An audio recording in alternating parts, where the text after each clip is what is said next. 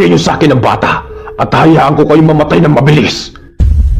Hinding-hindi mo mahahawakan ang anak ko, halimaw. Kalisto, hanapin mo yung butas sa kanyang baluti. Ang hiya sa dibdib niya ang kailangan nating wasakin.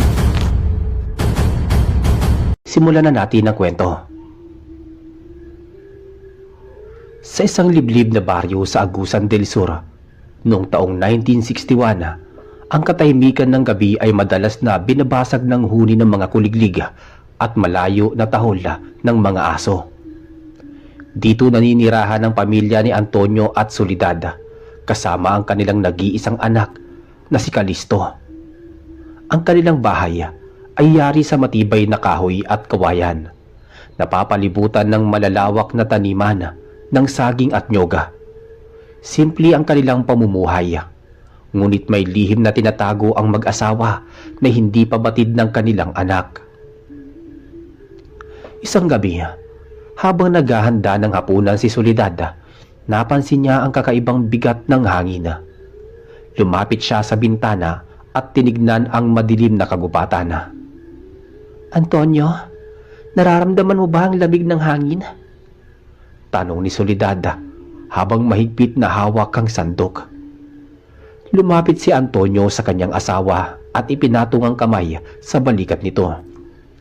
"Ramdam ko, Soledad, hindi lang to ordinaryong hangin. Parang may nagmamasid sa atin mula sa kadiliman," sagot ni Antonio nang may seryosong tono. Si Kalisto naman ay abala sa pag-aayos ng kanyang tirador sa kabilang kanto ng bahay. Narinig niya ang usapan ng mga magulang at agad na sumingit. "Nanay, tatay, ano po ba ang titignan nyo sa labas? Gabi na po ah." Wala yun, Kalisto. Titignan ko lang kung uulan ba. Sige na, maupo ka na at kakain na tayo," sabi ni Soledad. Habang kumakain, hindi maalis ni Kalisto ang kanyang kuryosidad. "Nay, totoo po ba ang mga kwento sa labas? Sabi kasi ni Mang Pedro, may nakita daw siyang malaking ibon na lumilipad sa bubong nila kagabi," sabi ni Kalisto. Tumigil sa pagsubo si Antonio at tinignan ng anak. "Kalisto, maraming bagay sa mundong ito na hindi pa mapaliwanag. Pero hanggat nandito kami ng nanay mo, wala kang dapat ikatakot."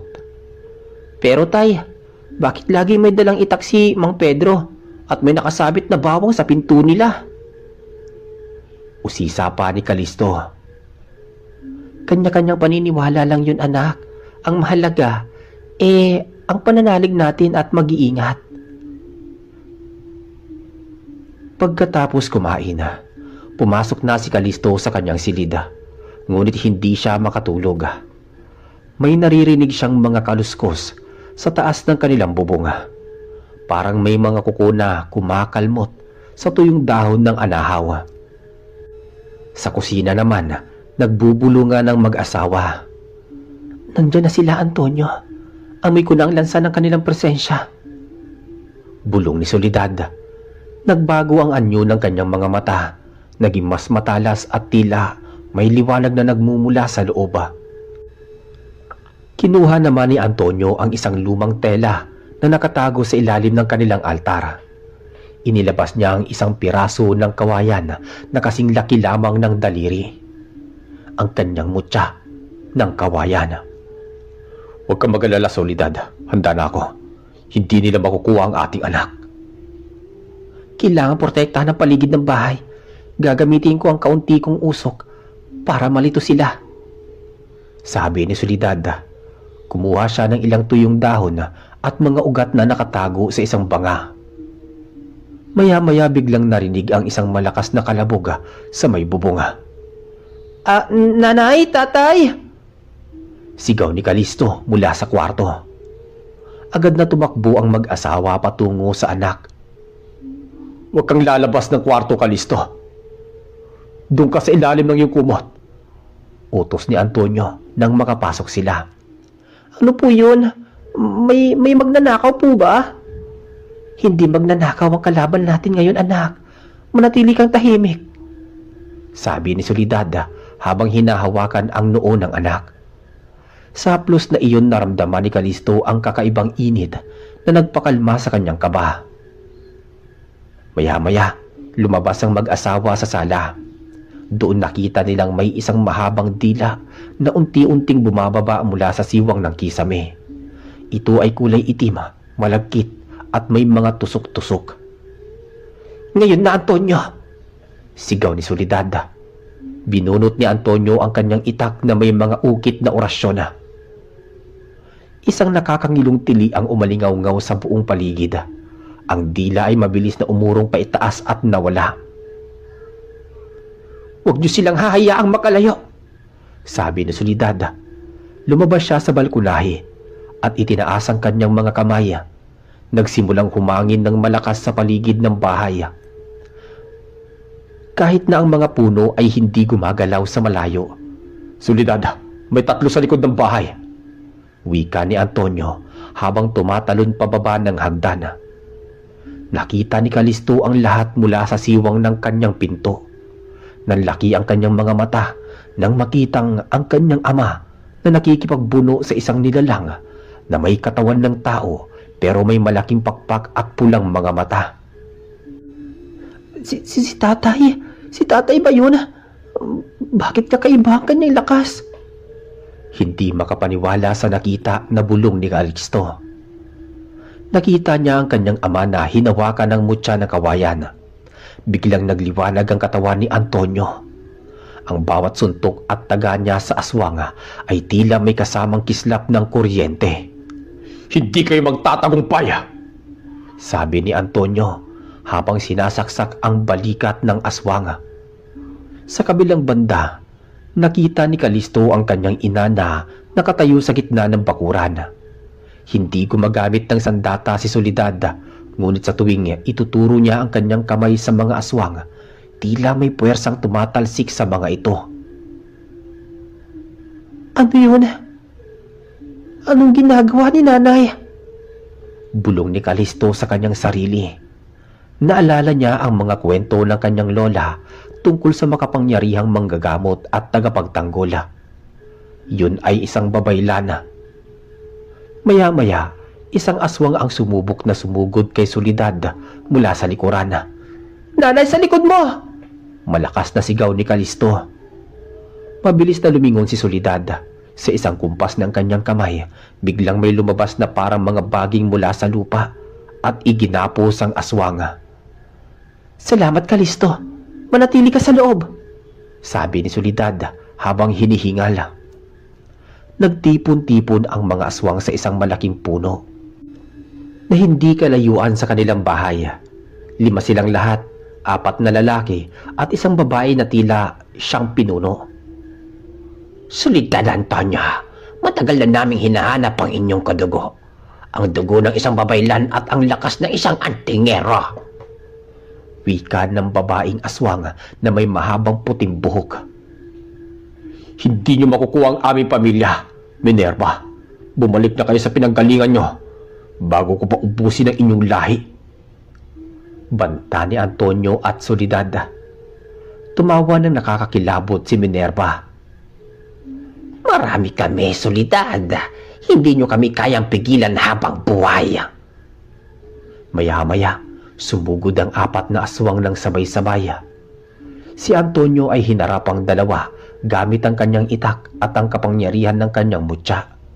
Ang bawat tama ng kanyang sandata ay nagiiwan ng malalim na sugat na hindi agad naghihilom sa mga aswang. "Antonio, sa kanan mo!" Babala ni Soledad habang abala siya sa pagpigil sa 2 pang aswang gamit ang kanyang mga orasyon. Si Calisto, bagamat takot, ay hindi na makapanatili sa loob. Kinuha niya ang kanyang tirador at ang mga batong maliliit na gawa sa tanso, mga bagay na ibinigay sa kanya ng kanyang lolo noong nabubuhay pa ito. "Kailangan kong tumulong," sabi ni Calisto sa sarili. Lumabas siya sa bintana at dahan-dahang gumapang patungo sa isang posisyon kung saan makikita niya ang likuran ni Minerva. Inasinta ni Calisto ang mata ng pinunong aswang. "Para kay nanay at tatay," sabi niya. Tumama ang tansong bato sa kanang mata ni Minerva. Napahiyaw si Minerva sa sobrang sakit. Sinong gumawa nun?" Nalingat ang mga aswang dahil sa sigaw ng kanilang pinuno. Sinamantala ito ni Antonio para itaga ang kanyang itak sa mga aswang sa leeg ng mga to. Bumagsak ang mga nilalang at agad na naging abo. Magaling, Kalisto. Pero pumasok ka na sa loob, anak. Delikado dito. Ngunit hindi nakinig si Kalisto. Patuloy siya sa pag-asinta sa mga aswang. Sa puntong ito, napagtanto ni Kalisto na ang mga batong tanso na ibinigay sa kanya ng kanyang lolo ay hindi ordinaryo. Tuwing tumatama ito sa mga aswang, tila nasusunog ang kanilang balat. Solidad, gamitin natin ang pagsasanib. Sigaw ni Antonio. Tumango si Solidad. Hinawakan niya ang kamay ni Antonio. Ang liwanag mula sa mutya ng kawayan at ang asul na aura mula kay Solidad ay nagsama na lumikha ng isang malakas na bugso ng enerhiya. Magsilayas kayo! Sabay na sigaw ng mag-asawa. Ang enerhiyang iyon ay tumama sa mga natitirang aswang. Nagpulasan ang mga ito at mabilis na lumipad palayo. Bitbitang sugatang si Minerva. Pabalik kami! Hindi pa ito tapos! Hiyaw ni Minerva habang naglalaho sa kadiliman ng gabi. Nang tumahimik na ang paligid, unti-unting nawala ang liwanag sa katawan ni Soledad at Antonio. Napaluhod si Soledad sa pagod. Agad naman siyang nilapitan ni Antonio. Ayos ka lang ba, mahal? Ayos lang ako, Antonio. Napagod lang ang aking katawan sa paggamit ng lakas. Sagot ni Soledad. Lumapit si Kalisto sa kanyang mga magulang. Ang kanyang muka ay puno ng pagtataka at kaba. Nahitay, ano pong nangyari? Bakit kayo may mga ganong kapangyarihan? At ano yung mga nilalang na yun? Sunod-sunod na tanong ng bata. Nagkatinginan sila Soledad at Antonio. Alam nilang hindi na nila makakaila ang nakita ng kanilang anak. Kalisto, anak. Ang iyong ama ay isang antingero, tagapangalaga ng mga sagradong gamit. At ako naman, ako ay nagmula sa lipin ng mga babaylan. Babaylan po? Yung mga manggagamot at nakakausap ang mga espiritu? Higit pa doon, anak. Kami ang tagapagtanggol laban sa mga masasamang nilalang na gustong manakit sa mga tao. Ang dugo na nananalitay sa iyong mga ugat ay hindi rin ordinaryo, anak. Kaya mo kaming tulungan kanina dahil may bahagi ng aming lakas na nasa iyo. Hindi makapagsalita si Kalisto. Tinignan niya ang kanyang tirador at ang mga natitirang batong tanso. Kaya po ba binigay ito ni Lolo sa akin? Oo, anak. Alam ng lolo mo na darating ang araw na kailangan mong ipagtanggol ang iyong sarili. Maya-maya, pumasok silang muli sa loob ng bahay. Kahit tapos na ang laban, alam nilang simula pa lang ito. Ang pag-atake ni Minerva ay isang babala na hindi na sila ligtas sa kanilang pinagtataguan. Kailangan natin maghanda, Antonio. Hindi lang si Minerva ang kalaban natin. Wika ni Soledad habang nag-aayos ng kanilang mga kagamitan. Alam ko, Soledad. At ngayon, alam na ni Kalisto ang katotohanan. Kailangan na natin siyang sanayin. Sagot ni Antonio. Lumingon si Antonio kay Kalisto. Handa ka na ba, anak? Ang buhay na tatahakin natin ay hindi madali. Puno ito ng panganib at takot. Tinignan ni Kalisto ang kanyang mga magulang. Bagamat may takot pa rin sa kanyang puso, na naig ang kagustuhan niyang protektahan ng kanyang pamilya. Handa na po ako, Tay. Nay, ituro niyo po sa akin ang lahat. Sabi ni Kalisto. Kinaumagahan, nagsimula ang pagsasanay ni Kalisto. Hindi ito ang karaniwang pagsasanay ng isang bata sa bukid. Itinuro sa kanya ni Antonio kung papaano gumamit ng itak ng may tamang balanse at bilis. Tinuruan din siya kung papaano mag-focus ng kanyang isip para maramdaman ang presensya ng mga kaaway bago pa man sila makalapit. Si Soledad naman ang nagturo sa kanya tungkol sa mga halaman at ugat na pwedeng gamitin bilang proteksyon at gamot. Ang bawat dahon ay may boses, Kalisto. Kailangan mo lang makinig. Paliwanag ng kanyang ina habang ipinapakita ang isang uri ng damo na mabisang pangontra sa lason ng aswang. Isang hapon na, habang nag-iinsayo si Kalisto sa likod ng bahay, may naririnig siyang kakaibang sitsit mula sa kakahuyan. Huminto si Kalisto at hinawakan ng mahigpit ang kanyang tiradora. "Sino yan? Lumabas ka!" sigaw niya. Isang matandang lalaki ang lumitaw mula sa likod ng isang malaking puno ng mangga. Nakasuot ito ng luma at punit-punit na damit, ngunit ang kanyang mga mata ay tila kumikinang sa talino. Huwag kang matakot, Irog. Ako to, si Lolo Goryo. Isang kaibigan ng iyong pamilya. "Lolo Goryo? Hindi ko po kayo kilala." Dahil matagal na akong wala rito, pero nararamdaman ko ang paggising ng iyong dugo. Ang dugong babaylan ay muling nagniningning, sabi ni Lolo Goryo habang lumalapit. "Ano po ang kailangan ninyo?" tanong ni Kalisto. Nais kitang bigyan ng babala. Si Minerva ay hindi lang basta aswang. Siya ay nag-aalay ng mga kaluluwa sa isang sinaunang nilalang sa ilalim ng bundok. Kapag natapos niya ang alay, wala nang makakapigil sa kanya. Seryosong sabi ng matanda. At bago pa man makapagtanong muli si Kalisto, biglang nawala si Lolo Goryo na parang bula. Dahil doon agad na tumakbo si Kalisto patungo sa loob ng bahay. "Nay, tay! May nakita po akong matanda sa labas, si Lolo Goryo daw." Nabitawan ni Soledad ang hawak niyang banga. "Lolo Goryo? Buhay pa siya?" gulat na tanong ni Soledad. Sino po ba siya, Nay?" "Siya ang pinunong babaylan bago ang aking ina. Akala naming lahat pumanaw na siya noong merong malaking labanan sa bundok noong 1945. Kwento ni Soledad. "Sabi niya po, si Minerva, meron daw siyang iaalay sa ilalim ng bundok." Dagdag ni Kalisto. Nagkatinginan sina Antonio at Soledad. Ang kanilang mga muka ay bakas ang matinding pag-aalala. Ang bundok ng mga diwata. Doon nanananahan ang kanilang hari.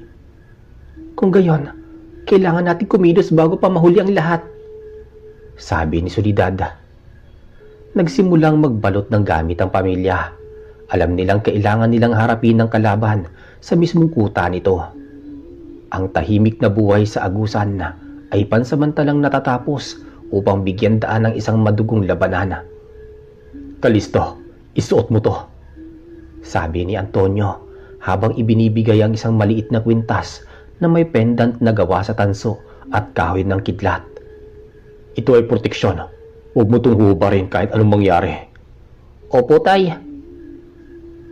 Habang naglalakad sila patungo sa kagubatan, unti-unting nagbabago ang paligid. Ang mga ibon ay tumigil sa pag-awit at ang hangin ay naging amoy bulok na karne. "Maghanda kayo.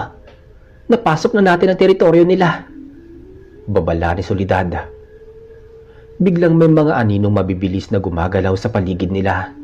Hindi lang isa, hindi lang dalawa, kundi dosi-dosi ng mga aswang ang nakapaligid sa kanila. "Ngayon, Kalisto, ipakita mo ang iyong mga natutunan," sabi ni Antonio habang binubunot ang kanyang itak. Naglabas ng mga batong tanso si Kalisto. Ang kanyang mga kamay ay hindi na nanginginig. Alam niya ang kanyang tungkulin. "Sige na, lumapit kayo," hamon ni Kalisto sa mga anino. Isang malaking aswang ang sumugod. Sa isang mabilis na galaw, tinirador ito ni Kalisto sa noo. Ang bato ay nagliyab at tumagos sa bungo ng aswang. "Magaling, anak," sabi ni Antonio habang sinasangga ang kuko ng isa pang aswang. Ang labanan ay naging magulo at marahas. Si Soledad ay nagpakawala ng mga bolang apoy mula sa kanyang mga kamay. Habang si Antonio ay parang isang bagyo na humahawi sa mga kaaway. "Soledad, sa itaas!" sigaw ni Antonio nang makita ang ilang aswang na bumubulusok mula sa mga puno. Gumawa ng isang harang na enerhiya si Soledad sa itaas nila. Ang mga aswang na tumatama dito ay tila nakukuryente at nangingisay sa lupa. Patuloy ang kanilang pag-abante patungo sa paanan ng bundok. Ngunit habang papalapit sila, mas nagiging malakas ang mga kalaban na humaharap sa kanila. Hindi tayo pwedeng huminto. Kailangan natin marating ang kuweba bago lumubog ang araw. Sa kalagitnaan ng kanilang paglalakad, isang pamilyar na boses ang narinig nila. Akala nyo ba ay ganun lang kadali yun?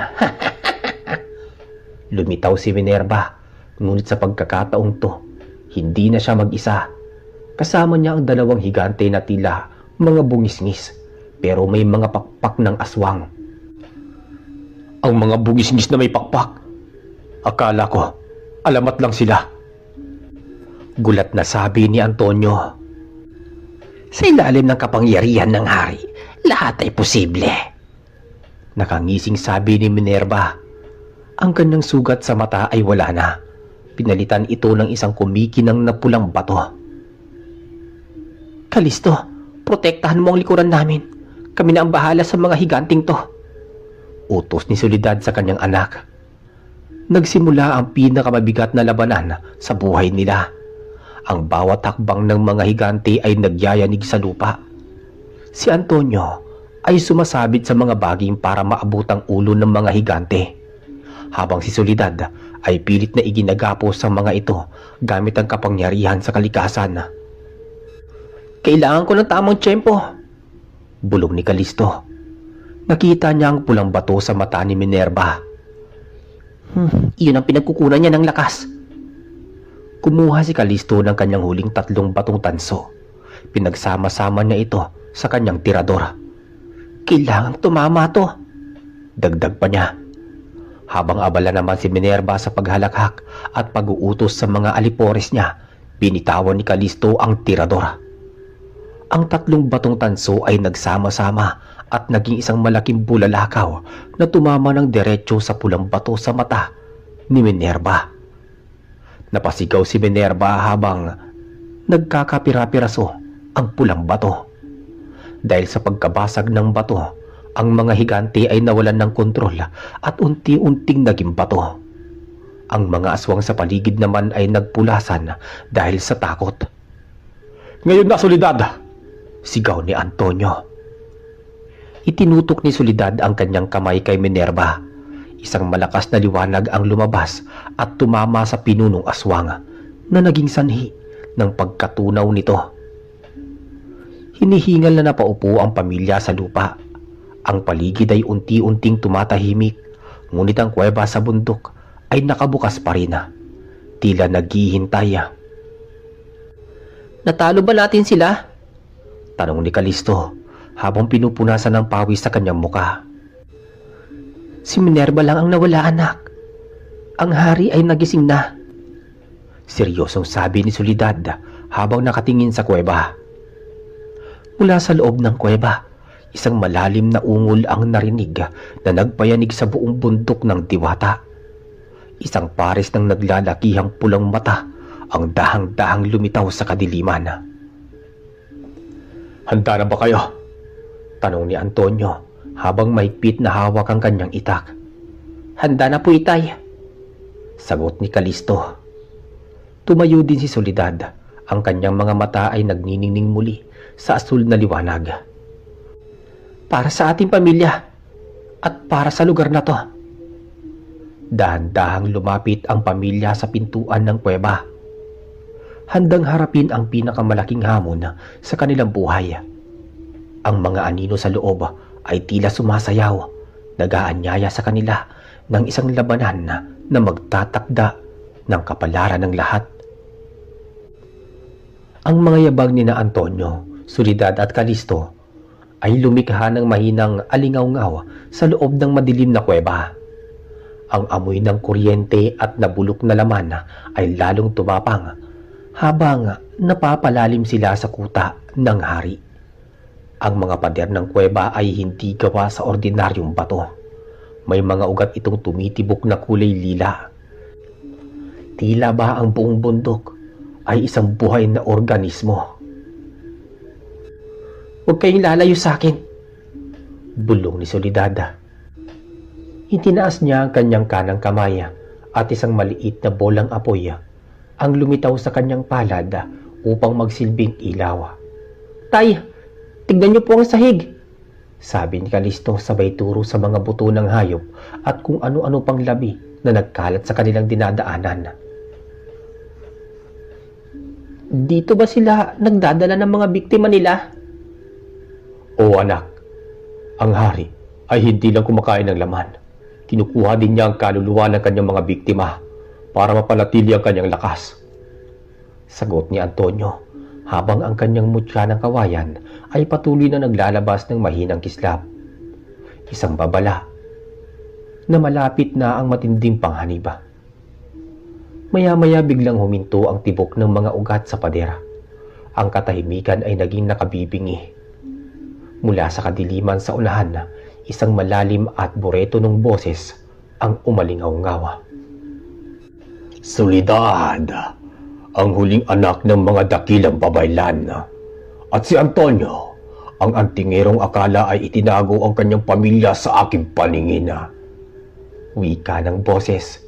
Hindi ito nanggagaling sa isang direksyon lamang. Tila ang hangin mismo ang nagsasalita. Isang dambuhalang nilalang ang dahan-dahang lumabas mula sa anino.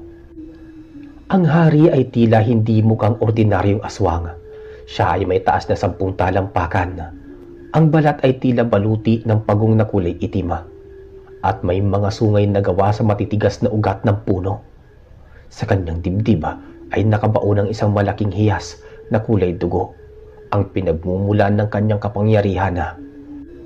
"Ibigay niyo sa akin ang bata at hayaan ko kayong mamatay ng mabilis," wika ng nilalang.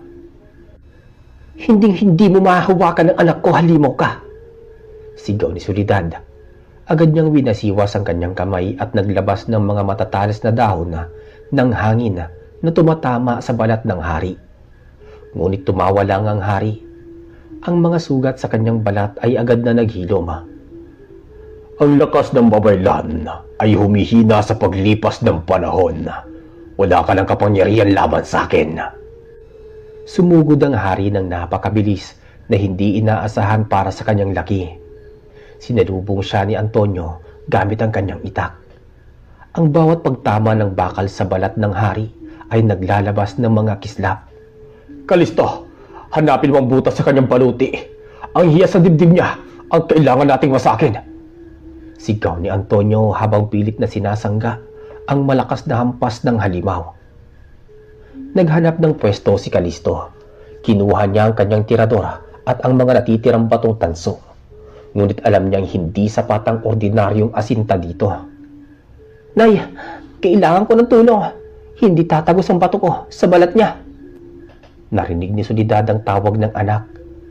Habang nakikipagpalitan ng orasyon sa hari, huminga siya ng malalim at nagwika ng isang matandang dasal sa wikang hindi nauunawaan ni Kalisto.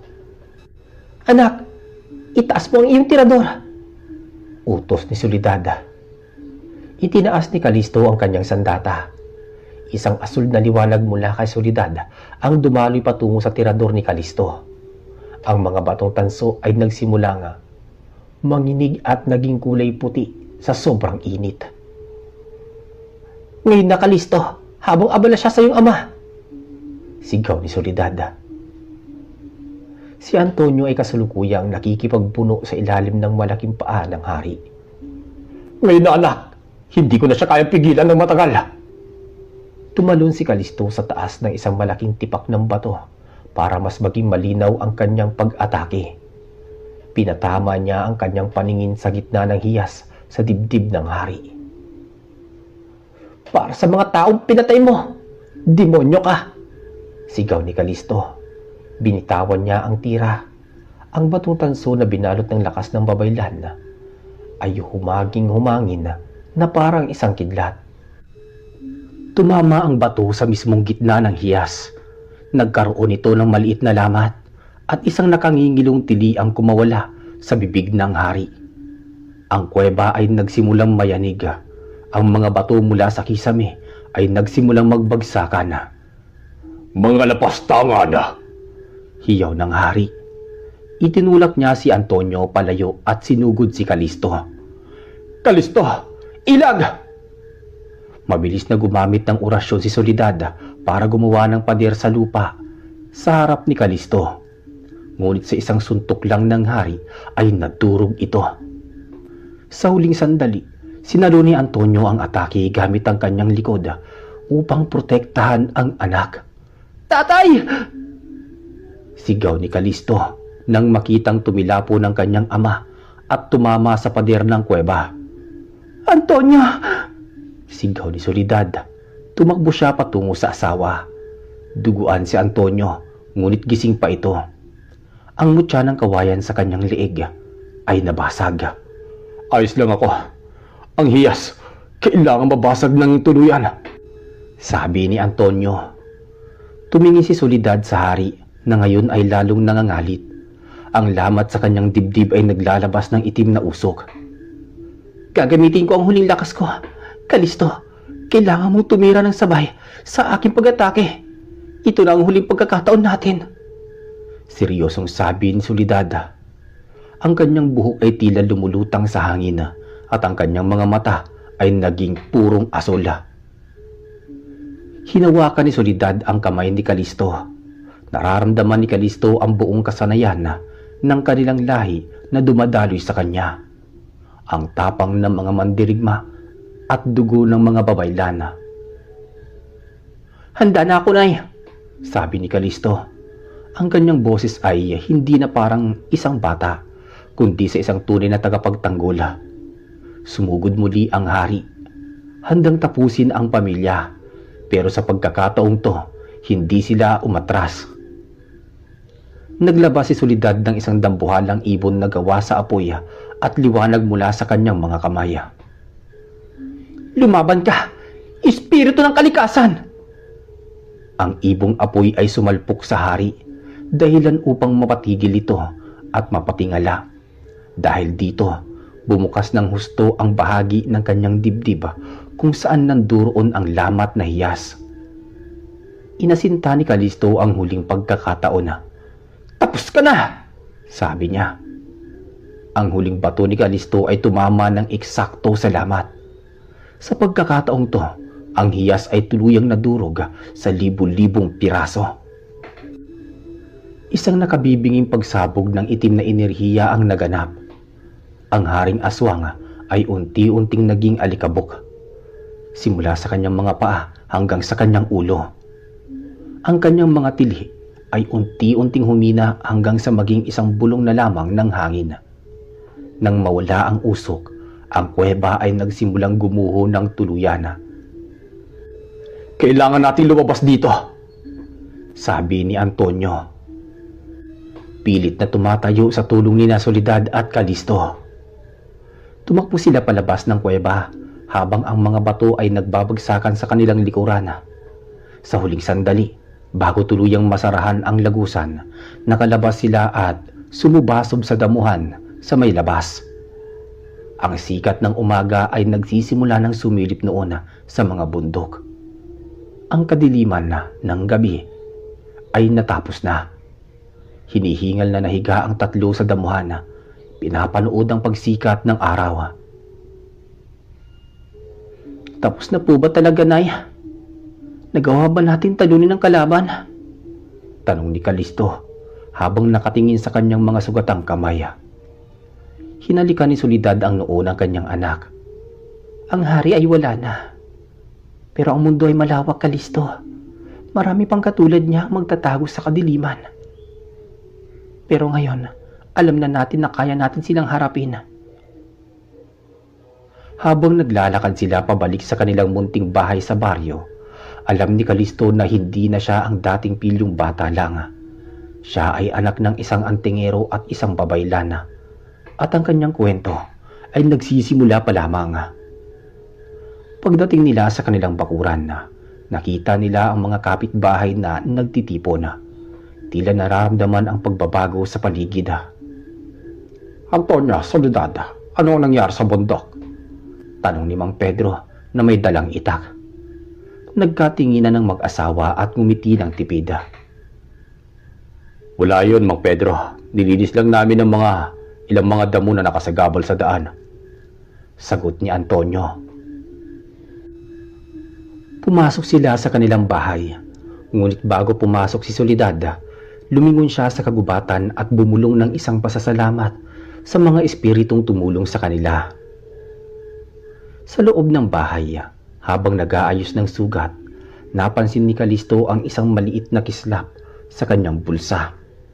Inilabas niya ito at nakita ang isang maliit na piraso ng hiyas mula sa hari na naging kulay puti na ngayon.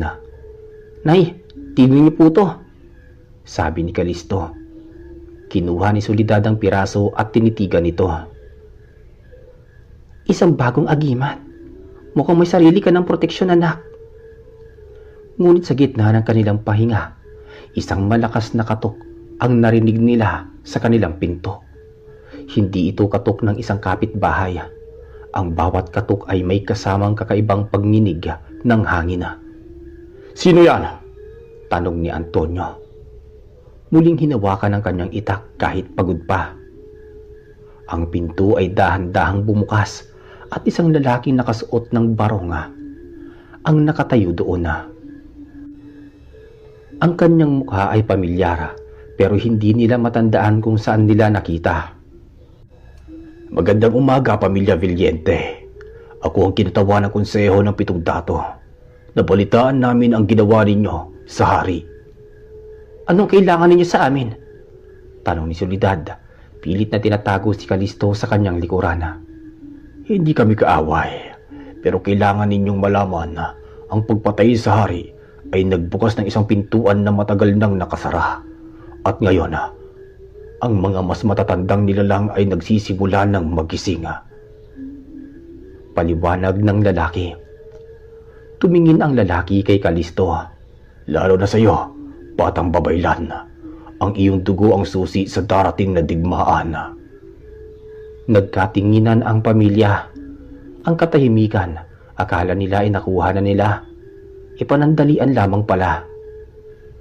"Anong digmaan ang sinasabi mo?" usisa ni Antonio. Ngumiti ang lalaki ng misteryoso. "Ang digmaan sa pagitan ng huling babaylan at mga sugo ng kadiliman mula sa kailaliman ng dagat. Maganda kayo dahil hindi lang ang bundok ang may tinatago."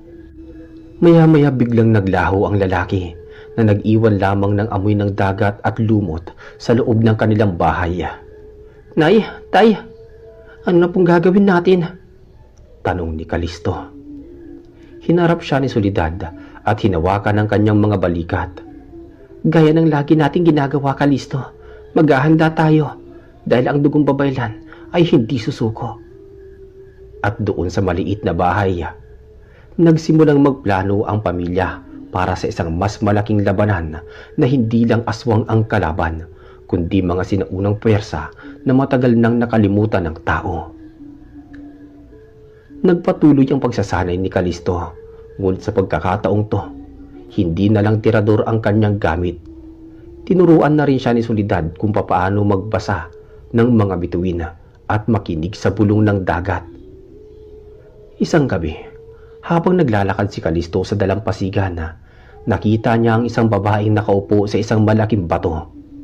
Ang babae ay may buntot ng isda na kumikinang sa ilalim ng buwan. "Kalisto, ang oras ay malapit na," tawag ng sirena. Hindi natakot si Kalisto.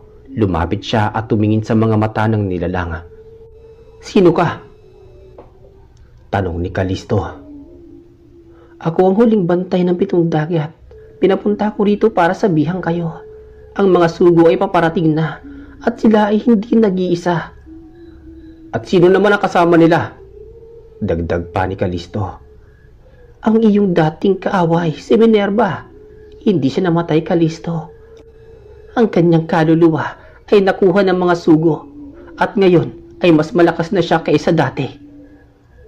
Babala ng sirena bago tumalon pabalik sa malalim na tubig. Tumakbo si Kalisto pabalik sa bahay para ibalita ang narinig. Ngunit hindi na nagulat si Soledad. "Alam ko, anak, nararamdaman ko ang kanyang itim na aura.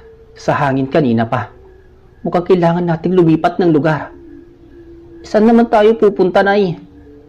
Sakutan ng aking mga ninuno. Sa isla ng Siquijor. Sagot ni Soledad. Naghanda muli ang pamilya. Ang kanilang paglalakbay mula Mindanao patungong Siquijor ay puno ng panganib. Sa bawat dagat na kanilang tinatawid, may mga dambuhalang galamay na sumusubok na itumba ang kanilang bangka. Ngunit gamit ang mutya ng kawayan ni Antonio na muling nabuo at mga orasyon ni Soledad, nagawa nilang marating ang isla. Sa Siquijor naman, sinalubong sila ng mga matatandang mambabatok at mangkukulam. Doon nalaman ni Kalisto ang tunay na lawak ng mundo ng mga engkanto at aswang. Dito ka mag-aaral ng tunay na sining ng pakikipaglaban. Sabi ng isang matandang babae na may mga tato sa buong katawan. Ang dugo ng babaylan ay hindi lang para sa pagtatanggol. Ito ay para sa pagbabago ng kapalaran.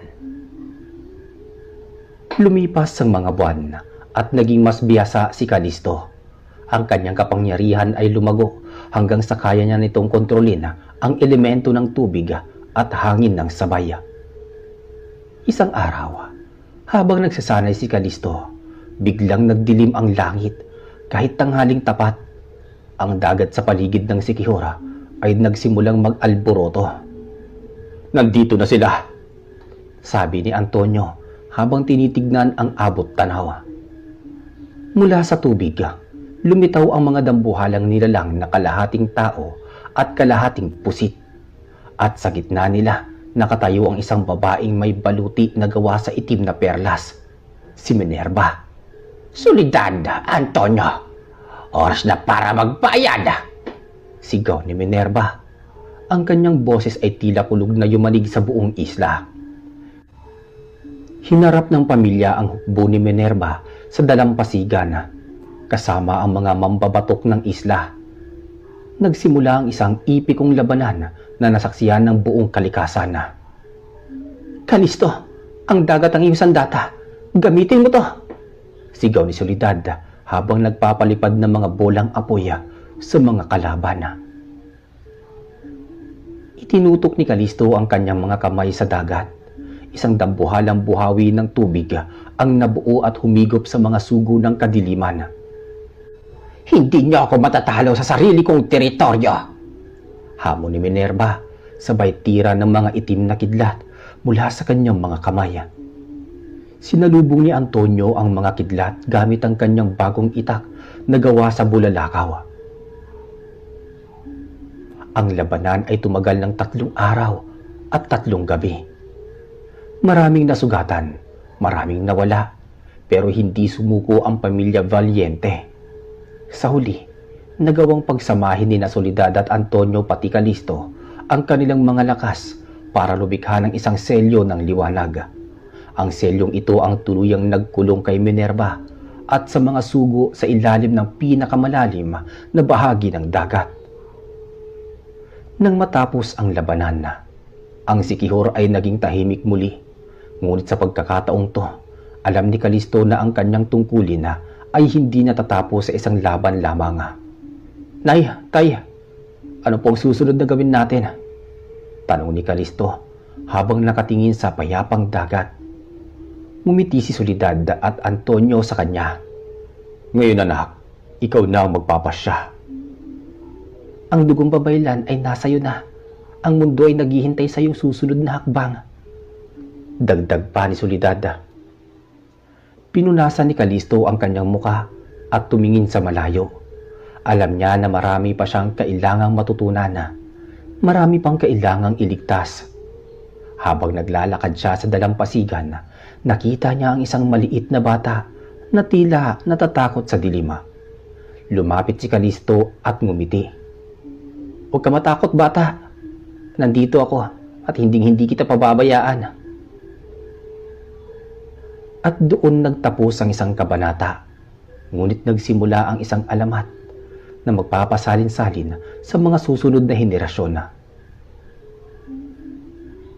Matapos ang malaking labanan sa dalampasigan, Hindi nagtagal ang katahimikan para sa pamilya Valiente.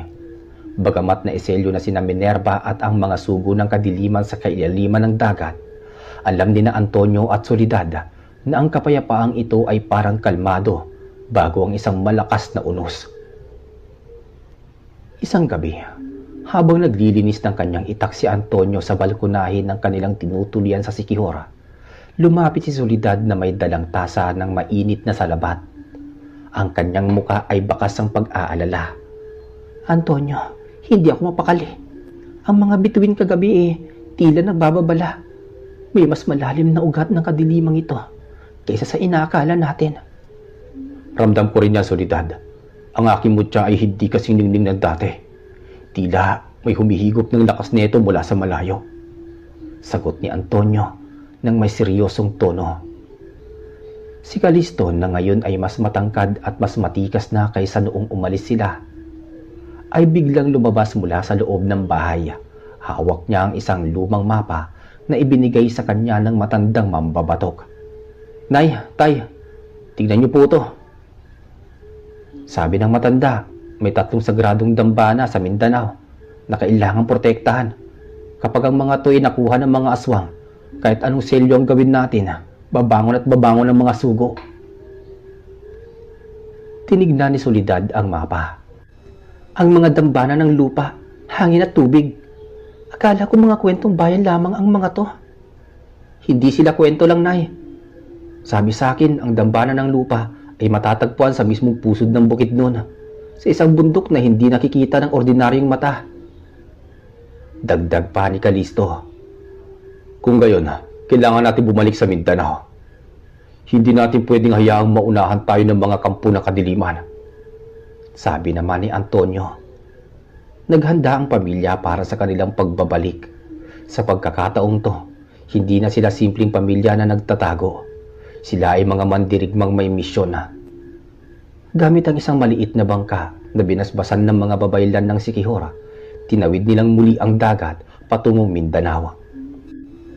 Habang nasa gitna ng dagat, biglang tumigil ang kanilang bangka kahit malakas ang hangin. Ang tubig sa paligid ay naging kulay itim na parang tinta. Maganda kayo, may dumarating, sigaw ni Antonio habang binubunot ang kanyang itak.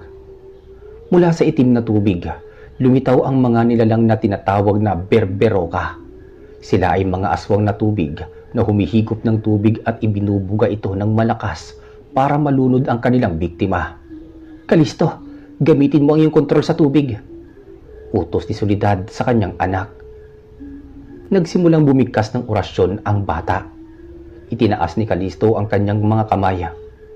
Hindi niyo kami mapipigilan! Sigaw niya. Ang tubig na ibinubuga ng mga berberoka ay naging yelo sa hangin at bumagsak pabalik sa kanila. Magaling, anak. Ngayon, ako naman. Sabi ni Soledad. Nagpakawala siya ng mga bolang liwanag na tumama sa mga berberoka, dahilan upang ang mga ito ay maglaho sa ilalim ng dagat. Nang makarating sila sa pangpang ng Misamis Oriental, hindi na sila nag-aksaya ng oras. Naglakad sila patungo sa kabundukan ng Bukidnon. Habang naglalakad sa makapal na kagubatan, napansin ni Calisto na may mga matang nagmamasid sa kanila mula sa mga puno. Sino kayo? Lumabas kayo! Hamon ni Calisto. Mula sa mga puno ay bumaba ang mga lalaking nakabahag at may mga dalang pana. Sila ang mga bantay gubat, mga espiritong tagapangalaga ng kalikasan. Dugong babaylaan, bakit kayo napadpad sa aming teritoryo? Tanong ng dakilang pinuno na si Dato Sagid. Nandito kami para sa dambana ng lupa. Nanganganib ang balanse ng mundo, Dato. Paliwanag ni Soledad nang may paggalang. Tinignan ni Dato Sagid ang bawat isa sa kanila. Marami nang sumubok na harapin ang dambana, ngunit walang nakakabalik. Ang mga aswang mula sa Lanao ay nagsimula na rin gumapang sa aming mga gubat. Sabi ng Dato. Tutulungan namin kayong itaboy ang mga aswang, kapalit ng paggabay, patungo sa dambana. Alok ni Antonio. Pumayag si Dato Sagid. Nang gabing yon, Sinalakay ng isang malaking grupo ng mga sigbin ang kampo ng mga bantay gubat. Ang mga sigbin ay mga aswang na mukha ang aso na may malaking tenga at tumatakbo ng pabaliktad. "Kalisto, ang tirador mo!" sigaw ni Antonio habang nakikipagbuno sa 3 sigbin. Ginamit ni Kalisto ang kanyang tiradora, ngunit sa pagkakataong to, ang mga bato ay binalot niya ng enerhiya ng kuryente. Ang bawat sigbin na tinatamaan niya ay agad na nanginginig at bumabagsak. "Naya, ang dami nila! Parang walang katapusan!" "Dahil may kumukontrol sa kanila. Sa malapit. Antonio, hanapin mo!" utos ni Soledad, habang gumagawa ng pader na apoy para hindi makalapit ang mga aswang sa mga sugatang bantay gubat. Maya-maya, nakita ni Antonio ang isang matangkad na lalaking nakasuot ng itim na kapa sa itaas ng isang bangin at hawak nito ang isang tungkod na gawa sa buto ng tao. "Yun ang kumukontrol sa kanila," sabi ni Antonio. Sa isang malakas na talon gamit ang lakas ng kanyang anting-anting, narating ni Antonio ang itaas ng bangina. "Lapastangan! Hindi mo pipigilan ang pagbangon ng kadiliman!" galit na sabi ng nilalang. "Subukan mo ko. Hindi ka uubra," hamon ni Antonio. Nagtagisan ang bakal ng itak at ang buto ng tungkod. Ang nilalang ay mabilis at gumamit ng itim na mahika, ngunit si Antonio ay mas naunahan sa bawat galaw ng kalaban. "Soledad, ngayon na!" sigaw ni Antonio habang iniipit ang tungkod ng kalaban. Mula sa ibaba, nagpakawala si Soledad ng isang malakas na sigaw. Ang kanyang boses ay tila isang pwersa na yumanig sa isang nilalang. Nawalan ito ng balanse at pagkakataon na iyon ni Antonio para tagain ang dibdib nito. Nang mamatay ang nilalang, ang mga sigbin ay biglang naging litong-lito at nagsipag takbuhan pabalik sa kadiliman. "Salamat mga mandirigma. Dahil sa inyong katapangan, ituturo ko sa inyo ang daan," sabi ni Dato Sakid. Dinala sila ni Dato Sakid sa isang malaking talon. "Sa likod ng talong ito matatagpuan ang lagusang patungo sa dambana ng lupa. Ngunit mag-iingat kayo, ang bantay ng dambana ay hindi tao at hindi rin aswang." Pumasok ang pamilya Valiente sa likod ng talon. Doon ay tumambad sa kanila ang isang kuweba na puno ng mga kumikinang na kristal. Sa gitna nito ay may isang altar kung saan nakapatong ang isang gintong estatwa ng isang babaeng babaylana. "Ito na ba ang dambana?" tanong ni Kalisto habang dahan-dahang lumalapit. "Huwag kang gagalaw, Kalisto," babala ng kanyang ina. Biglang gumalaw ang lupa at lumitaw ang isang dambuhalang ungol. Isang higanting gawa sa bato at putik. Ito ang tagapangalaga ng dambana. "Sino ang nangangaslang balain ng katahimikan ng lupa?" tanong ng higante sa boses na parang gumuguhong bundok. "Kami ay ang pamilya ng Valiente. Nandito kami para protektahan ng dambana laban sa mga aswang." "Maraming nagsasabi niyon, ngunit ang puso ang nagsasabi ng totoo. Patunayan ninyo ang inyong katapatan sa pamamagitan ng pagsubok ng katotohanan," wika ng ungola. Biglang binalot ng makapal na hamog ang paligid. Bawat isa sa kanila ay nawala sa paningin ng isa't isa. Si Kalisto ay nakakita ng isang pangitain kung saan siya ay naging isang makapangyarihang hari ng mga aswang. "Sama ka sa amin, Kalisto. Ibibigay namin sa iyo lahat ng gusto mo, lahat ng kapangyarihan." Bulong ng isang boses na katulad kay Minerva. Tinignan ni Kalisto ang kanyang mga kamay. Naramdaman niya ang tukso ng itim na kapangyarihan na, "Hindi! Ang kapangyarihan ay hindi para sa pansariling kagustuhan. Ito ay para sa paglilingkod at pagpoprotekta sa mga mahihina," sabi ni Kalisto nang may paninindigan. Maya-maya, biglang naglaho ang hamog. Nakita niya ang kanyang mga magulang na nakatayo din ng matuwid. Mukhang nakapasa din sila sa kanilang mga pagsubok. "Nakapasa kayo. Ang dambana ng lupa ay nasa ilalim ng inyong pangangalaga. Tanggapin ninyo ang bato ng katotohanan bilang inyong sandata. Wika ng ungula. Isang kumikinang na bato ang lumutang patungo kay Kalisto. Nang hawakan niya ito, naramdaman niya ang tibok ng buong mundo sa kanyang palad. Salamat, dakilang bantay. Sabi ni Antonio. Ngunit habang lumalabas sila ng kuweba, nakita nilang nag-aapoy ang gubat sa ibaba. Ang mga aswang ay hindi lang pala sigbin at berberoka. Isang mas malaking hukbo ang paparating, pinamumunuan ng isang lalaking may pakpak na may parang paniki at may suot na koronang gawa sa mga bungo. Ang hari ng mga manananggal sa Zamboanga. Hindi lang sila basta-basta umaatake nang walang plano. Bulong ni Soledad. Mukhang alam na nila na nakuha natin ang unang dampana. Sabi naman ni Antonio habang inihahanda ang kanyang sarili. Naitay, ayahan niyo po kong humarap sa kanila sa unahan. Gamit ang batong ito, nararamdaman ko ang bawat galaw nila sa lupa. Sabi ni Kalisto. Sige anak, kami ang bahala sa itaas, ikaw nang bahala ang mga nasa ibaba. Bumaba ang pamilya Valiente mula sa bundok upang salubungin ang hukbo ng hari ng manananggal.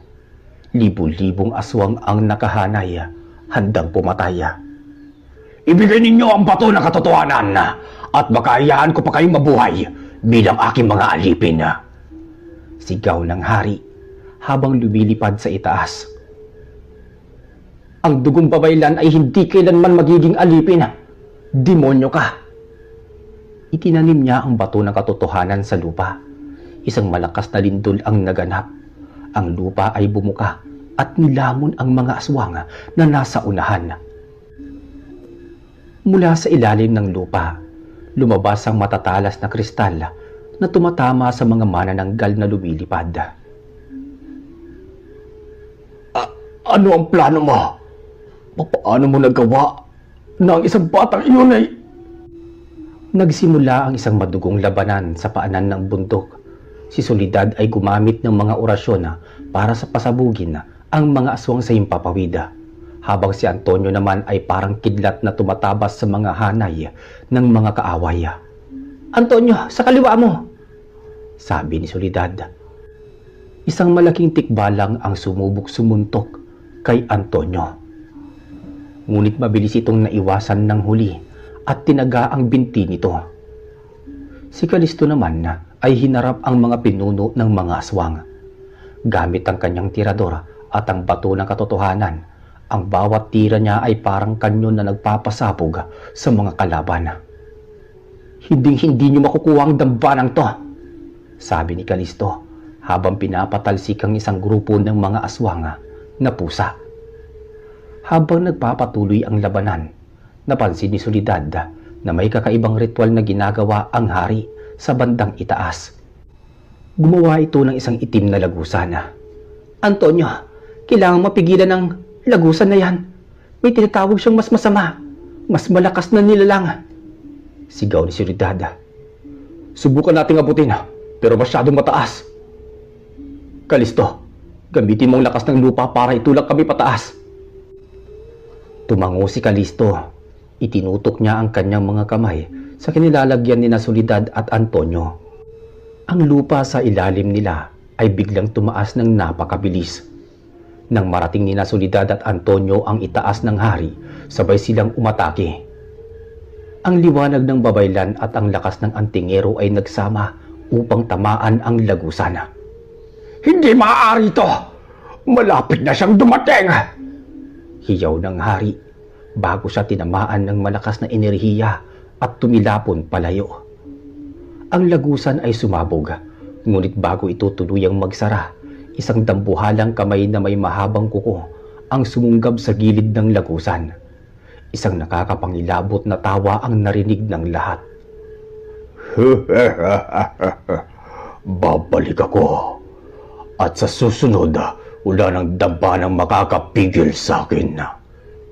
Wika ng boses mula sa kabilang panig bago tuluyang sumara ang lagusan. Tumahimik ang paligid. Ang mga natitirang aswang ay mabilis na nagsitakas nang makitang wala na ang kanilang pinuno. Hinihingal na bumaba si Soledad at Antonio. Nilapitan sila ni Calisto. "Naitay, sino pong nasa loob ng lagusan?" "Ang Panginoon ng Kadiliman, ang pinagmula ng lahat ng aswang sa Pilipinas. Mukhang ang pakikipaglaban natin ay hindi para sa mga dambana, kundi para pigilan ang kanyang pagbabalik sa ating mundo." "May dalawa pang dambana, Nay. Ang hangin at ang tubig," paalala ni Calisto. "Alam ko, anak. Kailangan natin bilisan. Kung ang hari ng Zamboanga ay nagawa yon, sigurado akong ang iba pang mga hari ng aswang ay naghahanda na rin." Habang nagpapahinga sila sa ilalim ng isang malaking puno, lumapit si Dato Sagid. Magaling ang ginawa ninyo, pero mag-ingat kayo. Ang dambana ng hangin ay matatagpuan sa tuktok ng bundok Apo. Doon nanananahan ang busaw. Ang mga pinakamabangis na aswang na kumakain ng bangkay ay may kapangyarihang maging hangin. Sabi ng Dato. "Bundok Apo? Ang pinakamataas na bundok? Handa na po ako," bulong ni Calisto. Tumingin si Soledad sa kanyang anak at asawa. "Magpahinga muna tayo ngayong gabi. Bukas maglalakbay tayo patungong Davao." Habang natutulog ang kanyang mga magulang, nanatiling gising si Calisto. Tinignan niya ang bato ng katotohanan. Naramdaman niya ang bigat ng responsibilidad na nasa kanyang balikat.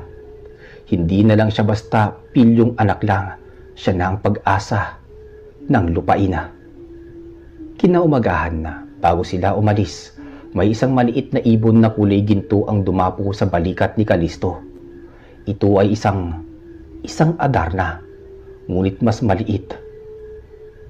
"Isang mensahe mula sa kalangitan," wika ni Soledad habang pinagmamasdan ng ibon. Ang ibon ay umaawit ng isang malambing na himig na tila nagbibigay sa kanila ng lakas at gabay. Pagkatapos umawit, lumipad ito patungo sa timog. "Sinusundan natin ang ibon," sabi ni Antonio. Nagsimula ang kanilang paglalakbay patungong bundok Apo. Habang papalapit sila sa Davao, napansin nila na ang mga tao sa mga baryo ay tila takot na takot. Ang mga bintana ay laging sarado at may mga krus na gawa sa palapa ng nyug sa bawat pinto.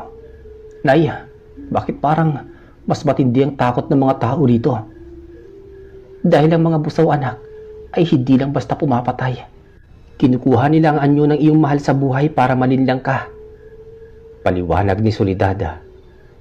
Isang hapon habang naglalakad sila sa isang masukal na daan may nakita silang isang batang babaeng umiiyak sa tabi ng puno.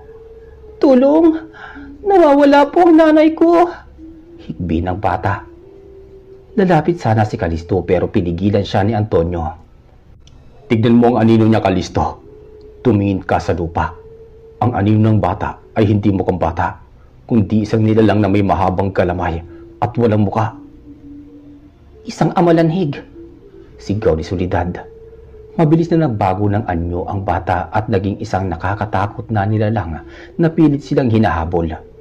Ngunit bago pa sila nito maabot, isang mabilis na pana ang tumama sa ulo ng nilalang. Mula sa itaas ng puno, lumundag ang isang babaeng mandirigma na may dalang pana at palaso. "Huwag kayong basta-basta magtitiwala sa inyong mga nakikita sa bundok na ito." "Sino ka?" tanong ni Antonio. "Ako si Malaya, ang huling tagapagtanggol ng bundok Apo. Nandito ba kayo para sa dambana? O isa rin kayo sa mga gustong kumuha ng kapangyarihan neto?" "Nandito kami para protektahan ito, Malaya. Ako si Soledad, isang babaylan," sabi ni Soledad.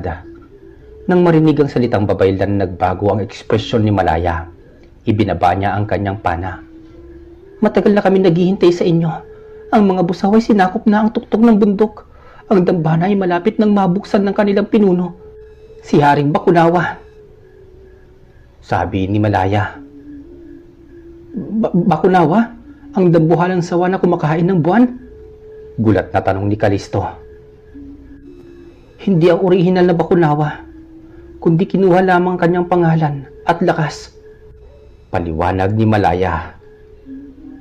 Kailangan nating magmadali bago lumitaw ang kabilugan ng buwan mamayang gabi. Sabi naman ni Soledad habang tumitingin sa langit. Nagsimula silang umakyat sa matarik na bahagi ng bundok Apo.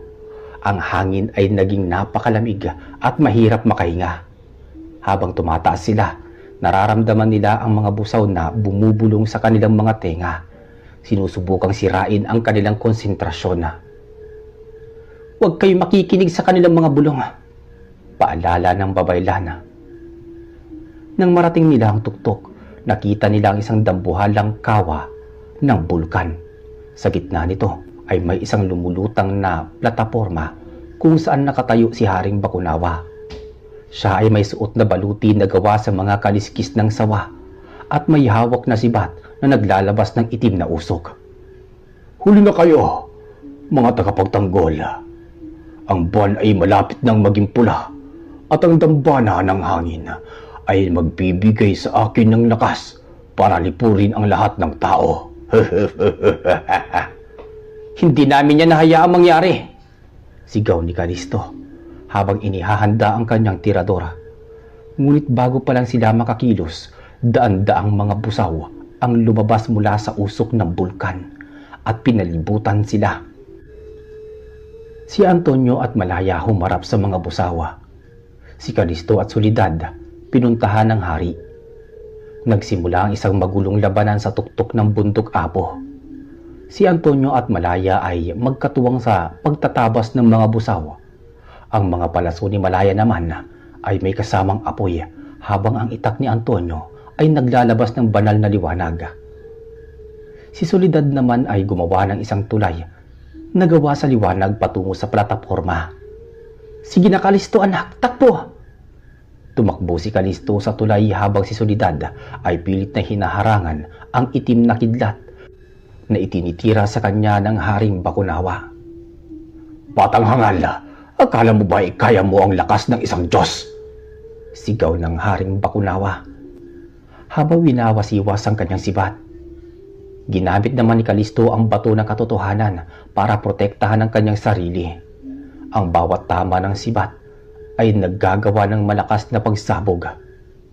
Hindi ka Diyos, Bakunawa. Isa ka lang aswang na gutom sa kapangyarihan. Sagot ni Kalisto.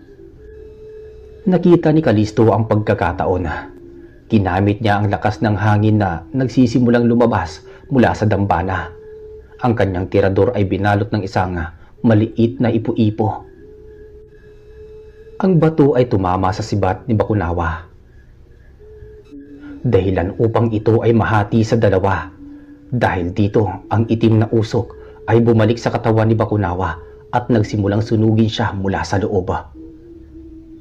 Napasigaw ang nilalang hanggang siya ay maging abo at tangayin ng hangin. Nang mamatay ang hari, ang mga busaw ay biglang naglaho na parang usok. Ang buwan na nagsisimulang maging pula ay bumalik sa kanyang natural na puting kulay. Maya-maya, lumabas mula sa plataporma ang bato ng hangin at kusa itong pumunta sa kamay ni Kalisto katabi ng bato ng katotohanan. Dalawa na, isa na lang ang kulang, sabi ni Soledad habang hinihingal na lumalapit sa anak. Ngunit bago sila makapagdiwang, isang malakas na dagundong ang narinig mula sa ilalim ng lupa. Ang bundok Apo ay nagsimulang gumuho. Kailangan na nating umalis dito, bilis! Sigaw ni Malaya.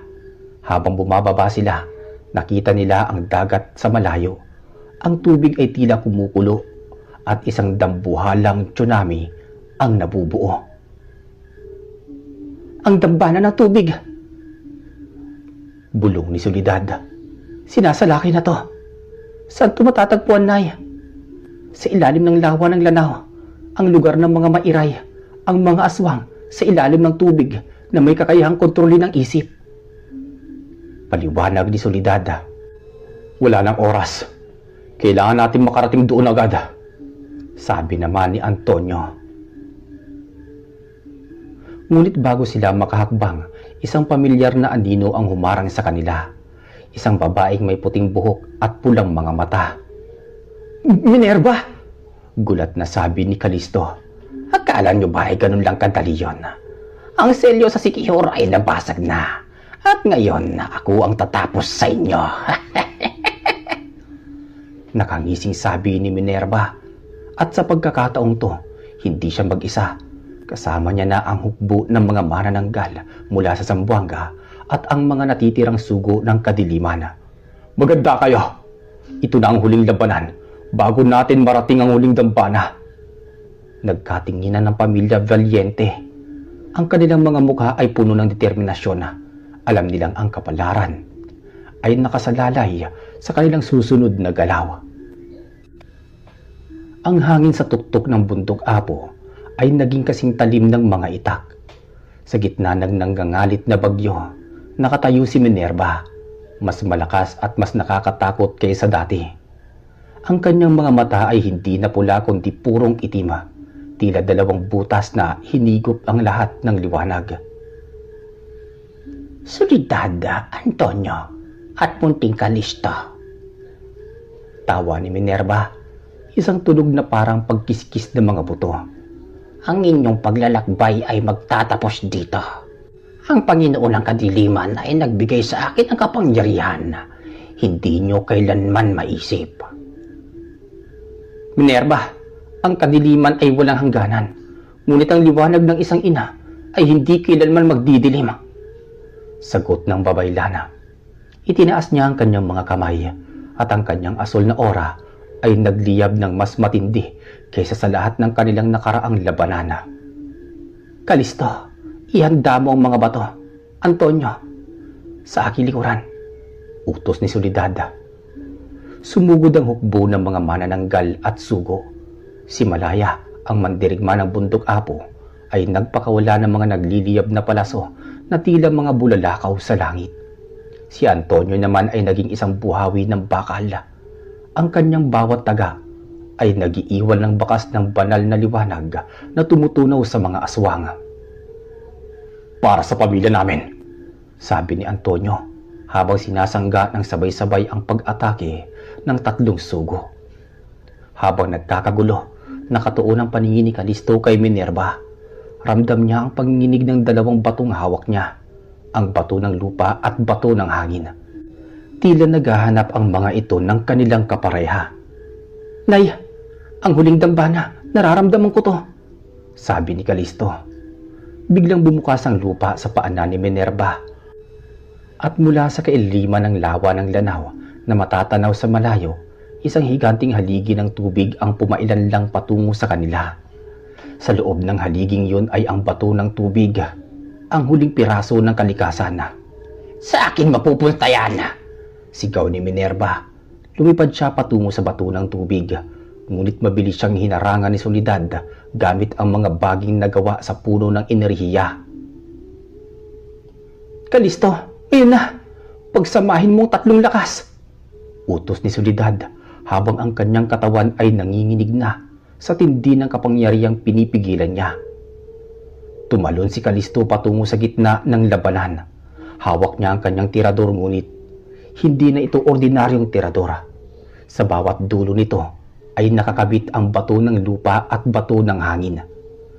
Sa gitna, sa lagayan ng bato, ay hinablot niya mula sa hangin ang paparating na bato ng tubig. Ang 3 bato ay nagningning. Napasigaw naman si Minerva. Ang lupa ay gumanit, ang hangin ay humiyaw at ang tubig ay sumunod sa kumpas ni Kalisto. Hinawakan niya ang tirada. Isang puting liwanag na mas matindi pa sa sikat ng araw ang lumabas mula sa tirador. Tumama ito ng direkta sa dibdib ni Minerva.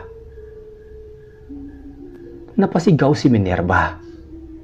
Ang kanyang katawan ay nagkawatak-watak, naging mga itim na alikabok na agad na tinangay ng malakas na hangin ni Kalisto. Nang mawala si Minerva, ang hukbo ng mga aswang ay nagpapasigaw sa sobrang takot.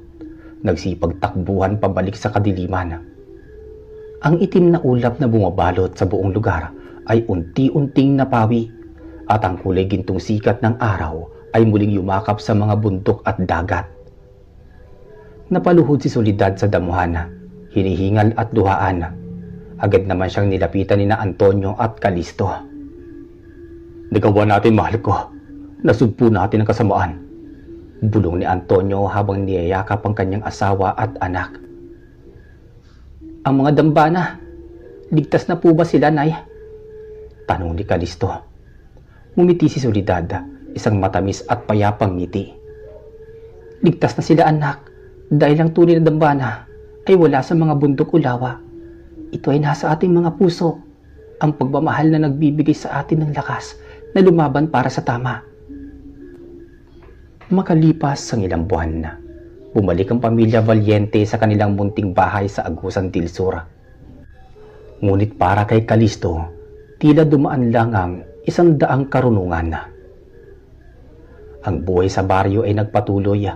Ang mga tao ay muling nakakalabas sa gabi ng walang takot. Si Antonio ay bumalik sa pagsasaka, ngunit ang kanyang itak ay laging nakahasa sa gilid ng pintuan.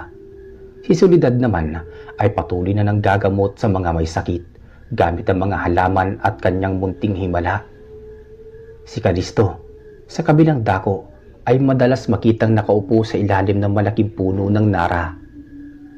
Tinitignan ng 3 maliliit na bato na ngayon ay naging payak na lamang na kwintas. Calisto, halika na anak at kakain na tayo. Tawag ng kanyang ina mula sa kusina. Opo, Nay, sandali lang po. Sagot ni Calisto bago siya pumasok. Lumingon muna si Calisto sa kagubatan. Nakita niya ang isang gintong ibon na lumilipad pa itaas. Alam niya na ang kapayapaan ay kailangang laging bantayan. Alam niya na siya ang susunod na tagapagtanggol. Dahil sa kanyang mga ugat, nananalaytay ang dugo ng mandirigma at ang sagradong dugo ng babaylan.